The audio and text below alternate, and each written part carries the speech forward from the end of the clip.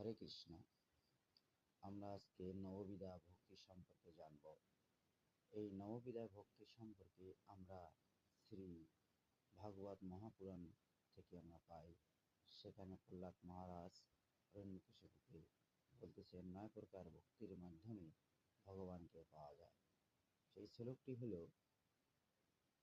যে শ্রবণম কীর্তনম বিষ্ণব শরণম পাদ্য সেবম আর্যম বন্ধম দাসম সখ্য আত্মনিবেদন। এখানে প্রহ্লাদ মহারাজ বললেন 9 প্রকার ভক্তির মাধ্যমে ভগবানকে পাওয়া যায়। শ্রবণ করে, কীর্তন করে, স্মরণ করে, পাদ সেবন করে এবং আর্যম করে, বন্ধন করে, দাসন করে, সখ্য বন্ধু হিসাবে এবং আত্মনিবেদন করে।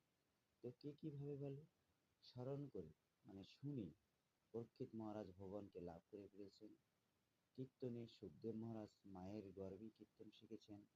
স্মরণে প্রহ্লাদ মহারাজ স্মরণ করে ভগবানকে লাভ করেছেন এবং পা সেবা লক্ষ্মী দেবী করতেছেন এবং কীর্তন করে পিতৃ মহারাজ বন্দনা করে অঙ্কুর আর যেটা দাসত্ব কে হনুমানজি শ্রীরামের দাস হিসাবে ভগবানকে পেয়েছেন।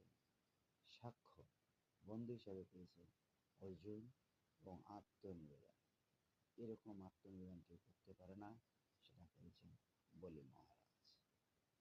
আমরা এই 9 জন মহান ব্যক্তির কাছ থেকে 9টা ভক্তি আমরা পেয়েছি। এইভাবেই আমরা ভগবানকে লাভ করতে পারি 9টা ভক্তির মাধ্যমে। এই নববিধ ভক্তি সম্পর্কে আমরা বিস্তারিত আরো জানতে পারবো শ্রী ভাগবত মহাপুরাণ 7ম স্কন্ধ 1ম অধ্যায় থেকে। এটা হলো 23 নম্বর।